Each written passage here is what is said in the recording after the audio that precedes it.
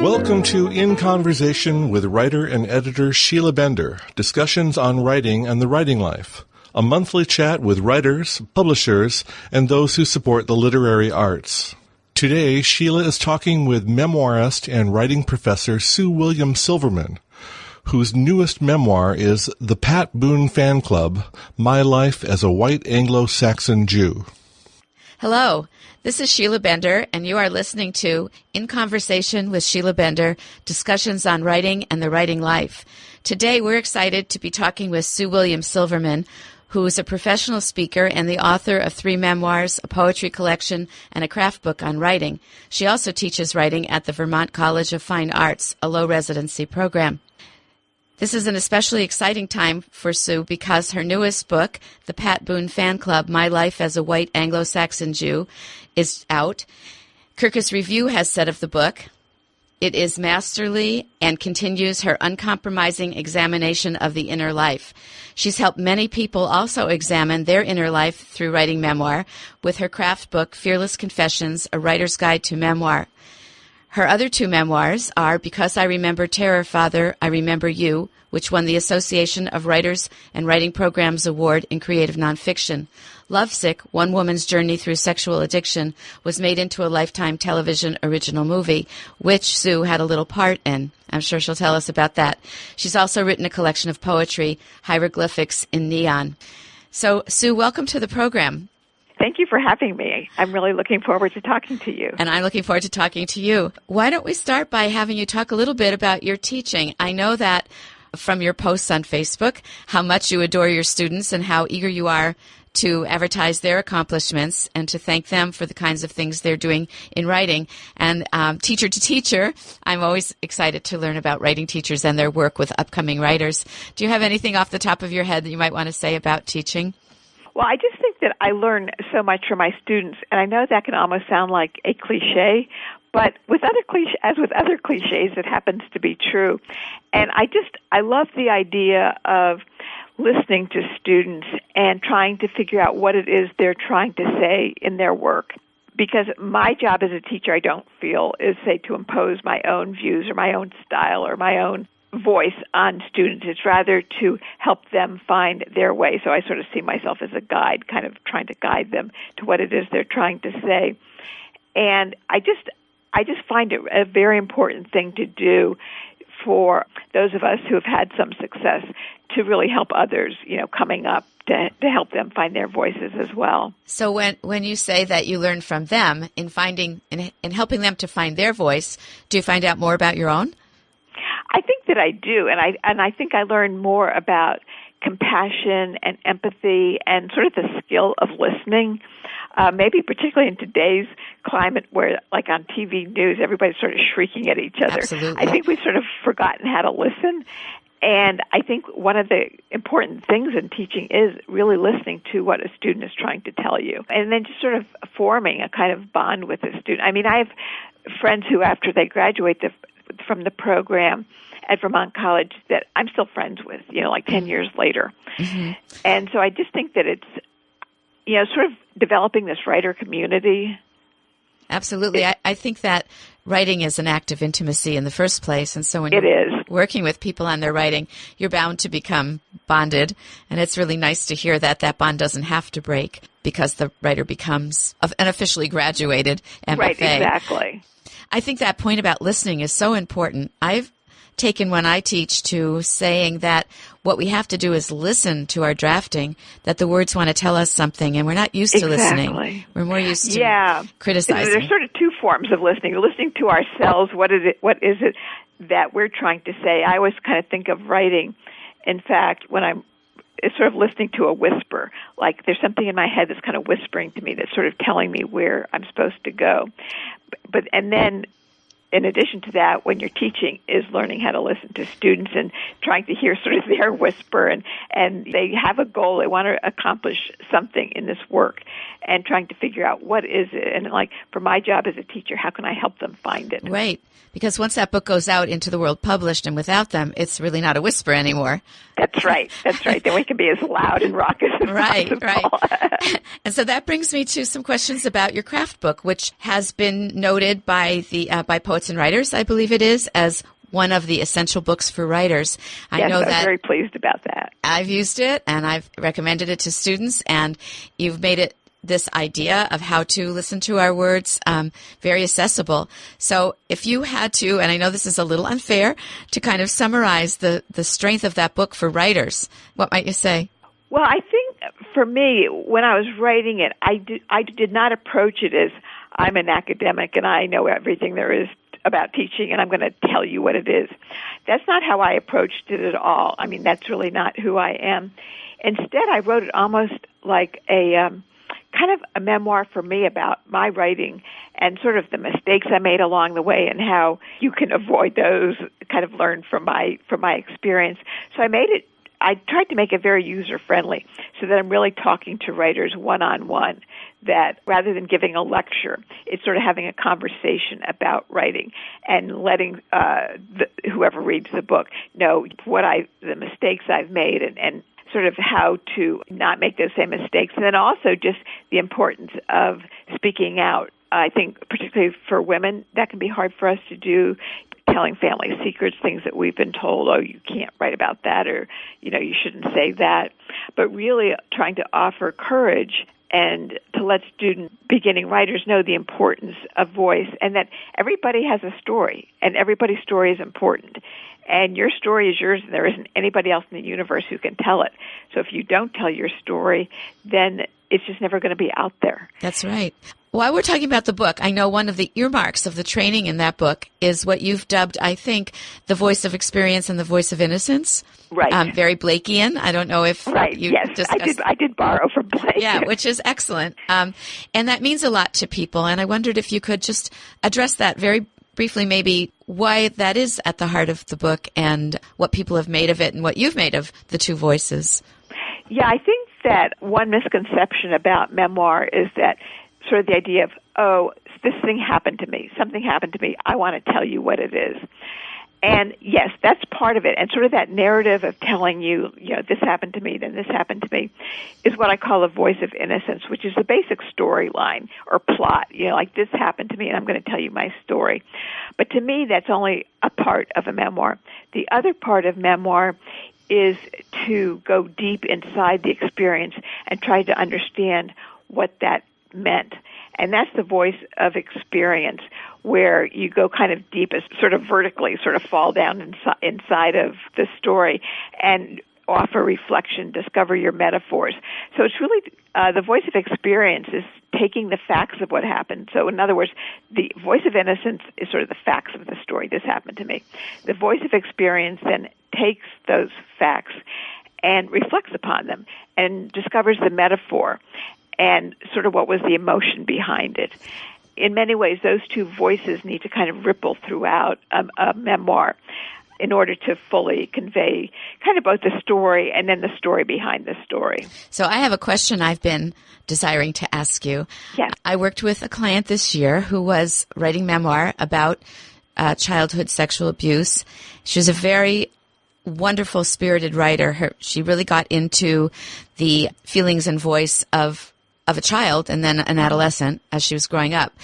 It seemed to me from reading her work, she worried that she didn't have the voice of experience because she was writing in the voice of the character, her, who was getting older and older and obviously expanding her world socially and in her reading, which was very important to her. And she worried that she didn't have the voice of experience in there. She wasn't quite sure what that was.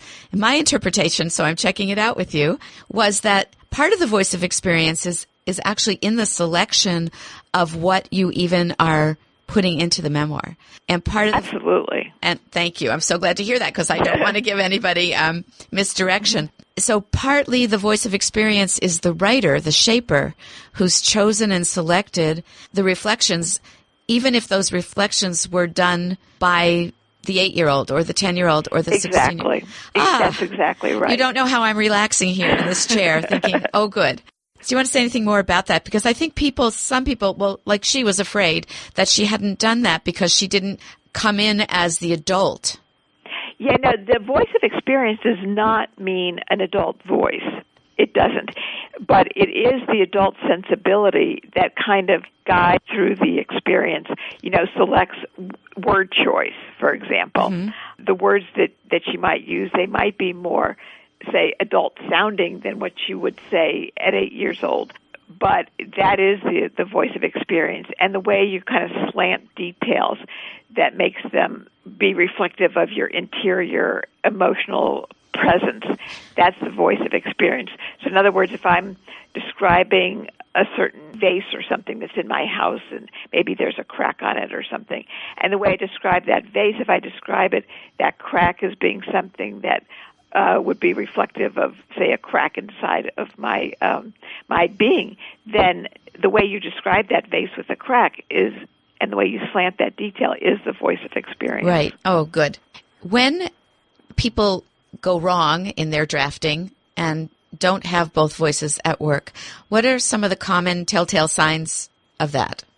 When they're really just staying on the surface, like this happened to me, and then this happened to me, and then this next thing happened to me. If it has that kind of and then, without going any deeper inside the experience, that to me is kind of a telltale sign that they're not exploring the experience. They're just telling it to you. And memoir ultimately is exploration. I mean, it's about trying to understand what happened, why it happened, how it affected me. Basically, if you just say that there was a vase with a crack on it, period, then who cares? Right. But if you describe the vase with a crack in such a way that it's clear that what you're really talking about is, say, the crack in your heart, mm-hmm. then it's the voice of experience. As writers, I think one of the things we can forget when we're drafting is that we have to slow time down. That it's our job as writers to slow down the moments and make them evocative and vivid, because that's what tells the inner story. And we're in a rush sometimes to narrate what you call the and then.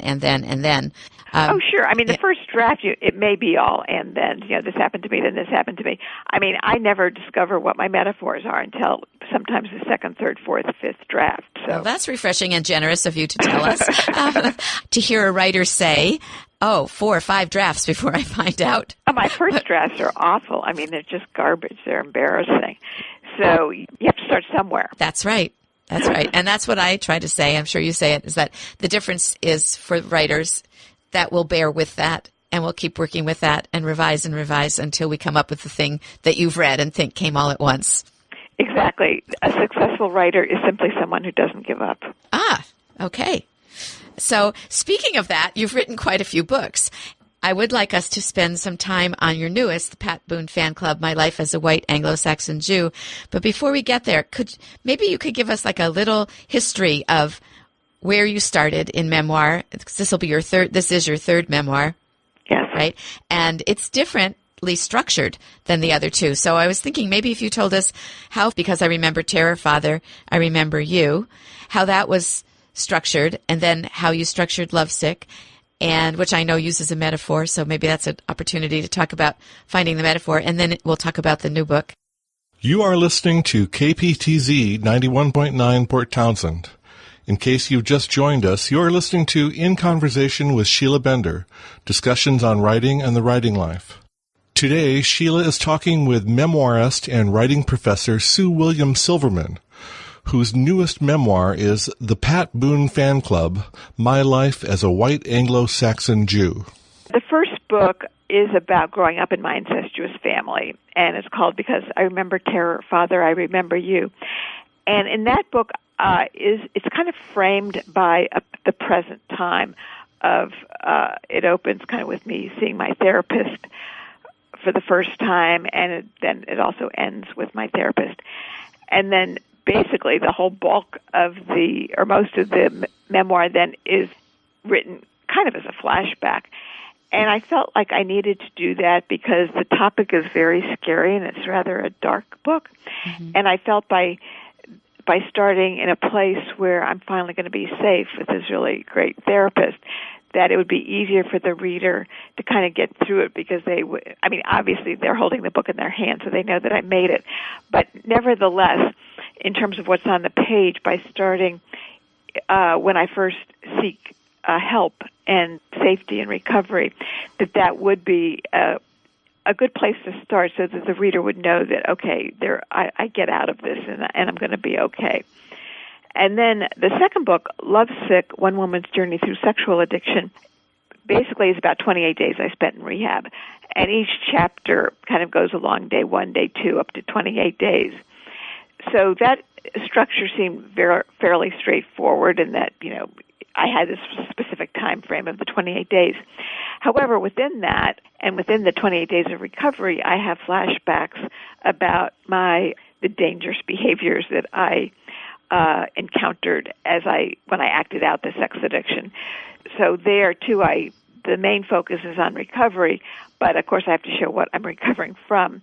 And to do that, I have quite a few flashbacks that do show my acting out as a sex addiction, and why I'm able to show through those flashbacks why this addiction was emotionally and spiritually basically killing me.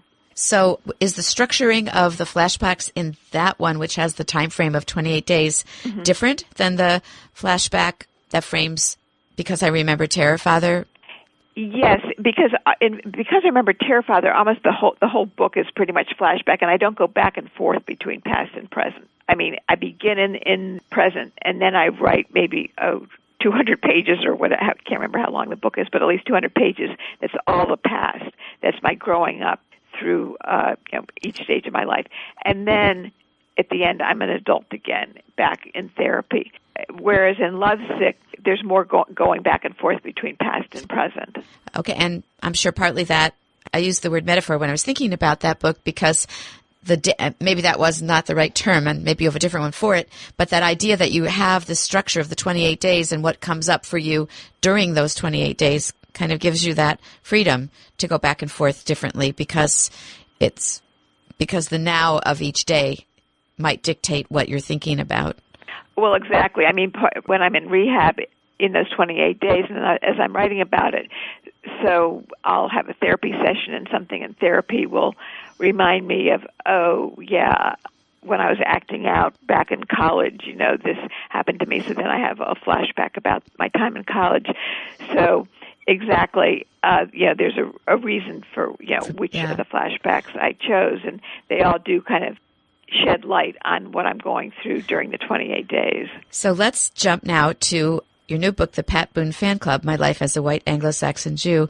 I know you've prepared to read us a little bit, and maybe that would be our good way of starting out talking about this book, which has, I think, an even more intricate structure. So would you mind reading a little from the book, and then we'll talk about how it's structured? I would love to. Thank you. What I thought I would do is, so the title essay is The Pat Boone Fan Club, and I thought I would just read a page or so of that, so this is pretty much how the book begins. Okay. Pat Boone dazzles onto the stage of the Calvary Reformed Church in Holland, Michigan. He wears white bucks, white pants, a white jacket with red and blue sequined stars emblazoned across the shoulders. I sit in the balcony, seats empty in the side sections. I'm here by chance, by luck, kismet. A few weeks ago, I happened to see his photograph in the local newspaper announcing the concert, part of Tulip Time Festival, only 20 minutes from my house. I stared at his photo in alluring black and white, just as, back in junior high school, I gazed at other photos of him. I ordered a ticket immediately. This less-than-sold-out crowd enthusiastically claps after the opening number, his big hit, Love Letters in the Sand. But there are no whistles or shrieks from this mostly elderly, sedate female audience. No dancing in the aisles, no mosh pit, no rushing the stage. If a fan swoons from her upholstered pew, it will more likely be from stroke than idolatry. The cool, unscented air in the auditorium feels polite as a Sunday worship service rather than a Saturday night rock and roll swaggering Mick Jagger kind of concert. Yet I am certainly worshipful, of him. I am transfixed, breathless, as if his photograph, that paper image, is conjured to life. I watch only him through binoculars, me, in my own white jacket, as if I knew we would match. Pat Boone began as a 50s and 60s pop singer, though he has now aged into a Christian music icon favored by, I'm sure, Republicans. That I am a first-generation Russian-American atheist liberal Democrat gives me no pause, not even as he performs in this concrete megachurch weighted with massive crosses. In fact, as I grew up, these very symbols gave me comfort. I'm not surprised he still affects me. During the days leading up to tonight's concert, I plotted to meet him backstage. But in case I'm too overwhelmed to speak, I've written a letter explaining the reason for my devotion. Tonight, I'm determined to finally tell him what I failed to say last time we met years ago when I got his autograph after attending one of his live television shows. Time collapses as if, even now, it is not too late for him to save me from my Jewish family, save me from a childhood long ended. Wow. So I hear the voice of experience in there. Thank you. As well as the voice of innocence, the voice that's there right then at the concert. Exactly. Of course, people will wonder, as I did, I'm sure, why Pat Boone is the inception of this book. And I think your introduction that you just read to us tells us that he's important to you and you've long admired him. But the book isn't only about being part of a Pat Boone Fan Club. It's right, about exactly. so much more, and it covers so much geography, so much time in your life as an adult.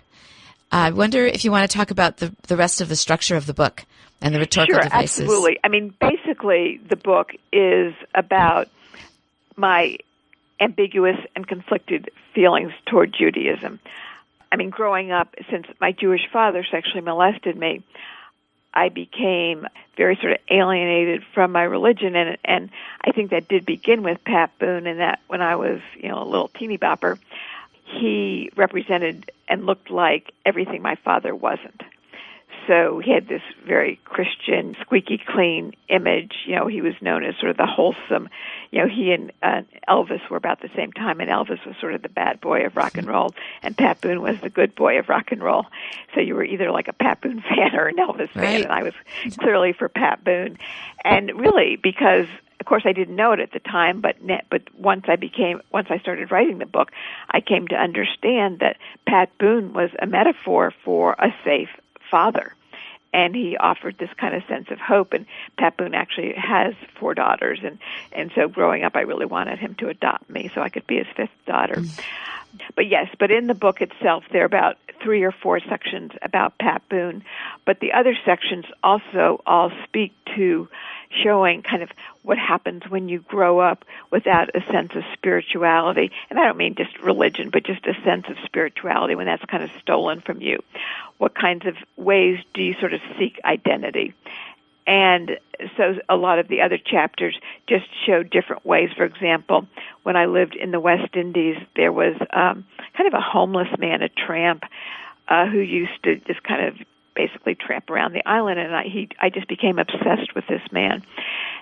To me, he became a kind of a spiritual presence as well, in that, so I was one of, kind of an upper middle class kind of white family, which was very hypocritical because my father was sexually molesting me, even though he was a bank president and everyone looked up to him. And, my friends on the island who went to this private school where I went, their parents were alcoholics or something, and so there's a lot of hypocrisy. And one of my girlfriends, her father used to beat her, but yet we weren't supposed to go anywhere near this kind of tramp because he was labeled as being dangerous when in fact he was really safe. So to me he became a kind of savior figure. And in conjunction with that is, in the same chapter, I write about Charlie Chaplin, the tramp, who also became a kind of savior figure.